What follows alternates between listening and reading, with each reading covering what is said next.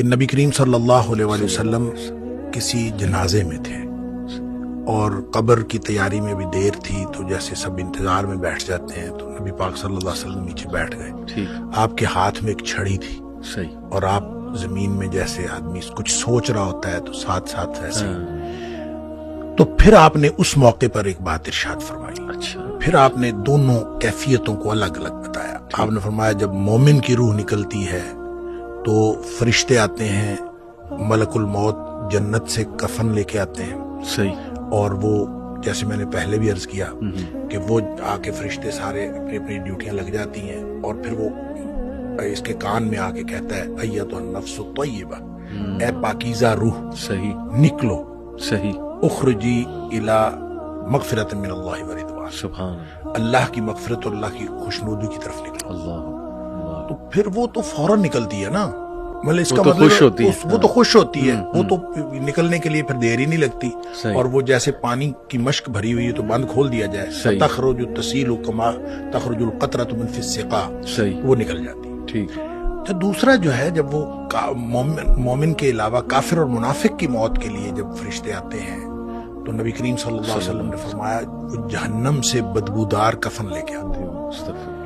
اب اس طرح ڈیوٹیاں لگ جاتی ہیں، سب بیٹھ جاتے ہیں، تو وہ جو ملک الموت ہے وہ اس کے کان میں آ کے کہتا ہے ایتھا النفس الخبیثہ، اے ناپاک روح نکلو، اخرجی باہر نکلو، الی سخط من اللہ وغضب، اللہ کی ناراضگی اور اللہ کے غضب کی طرف نکلو. اللہ کی ناراضگی اور اللہ کا غضب تیرا انتظار کر رہا ہے. آپ اندازہ کریں جس کو یہ کہا جائے اور ادھر دنیا میں پڑے ہوئے اس کو یہ خبر مل جائے کہ اللہ کی ناراضگی اور اللہ کا غصہ میرا انتظار کر رہا ہے، تو وہ کیوں نکلے گی؟ جی ہاں. پھر نبی پاک صلی اللہ علیہ وسلم فرمایا فتفرق فی جسدہ، وہ پھر جسم کے اندر چھپتی پھرتی ہے، کبھی ادھر جاتی کبھی ادھر. اس کا مطلب ہے ایک اینٹی ہے نا، بالکل روح ایک چیز ہے، اس کی بھی ایک پوری سمجھ ہے. ہاں جی، وہ بھاگتی پھرتی ہے. فتفرق فی جسدہ، جسم کے اندر بھاگتی پھرتی ہے، باہر نہیں نکلتی.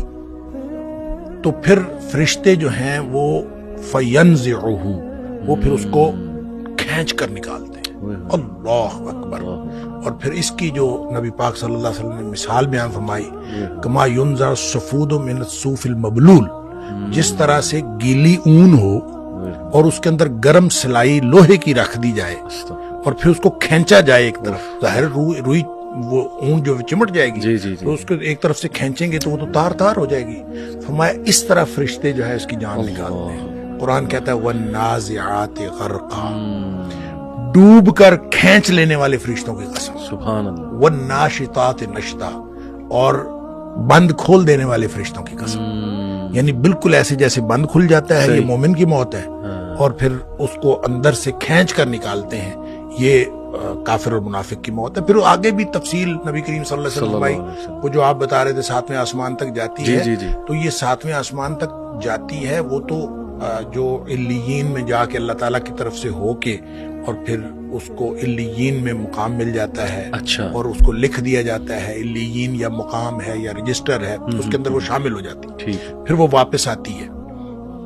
اسی طرح جب منافق کی اور کافر کی روح جاتی ہے اس کو بھی فرشتے پکڑ کے لے جاتے آسمان کی طرف ہی ہیں جی، لیکن آسمان کے دروازے ہی نہیں کھولے جاتے.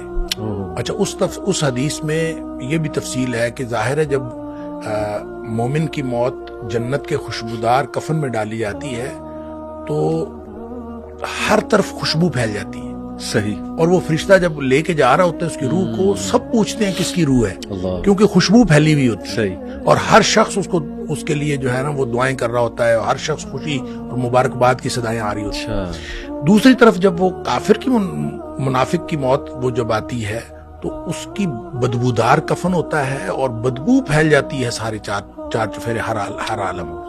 جب وہ ہر طرف بدبو پھیلتی ہے تو ہر کوئی جو ہے نا اس کے اوپر لعنت کر رہا ہوتا ہے.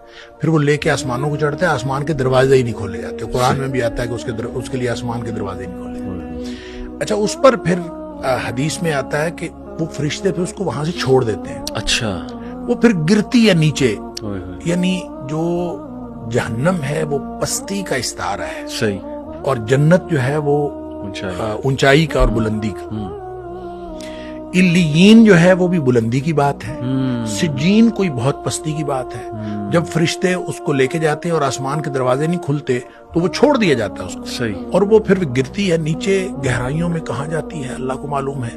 और लेकिन उसको कुरान ने भी कहा सिज्जीन, सही, और नबी करीम सल्लल्लाहु अलैहि वसल्लम वो सिज्जीन में चली जाती है, यानी सिज्जीन में उसका इंदराज हो जाता है कि ये सिज्जीन में। ठीक है। उसके बाद उसको कुछ देर के लिए वापस लाया जाता है, सही। और फिर वो कब्र के अंदर तदफीन जब होती है तो फिर उसके बाद वो जो सवालात हैं जो कब्र वाले हैं, फिर उसके बाद कब्र के अंदर मोमिन की जो के लिए तो हर तरफ खुल जाती है जी, कब्र ताहद्दे निगाह खोल दी जाती है। सही और जैसे नबी करीम सल्लल्लाहु अलैहि वसल्लम कि कब्र जो है या तो ये जन्नत के बागीचों में से एक बागीचा है, और हुफरत मिन हुफरिन नार, या फिर जहन्नम के गढ़ों में से एक गड़ा है।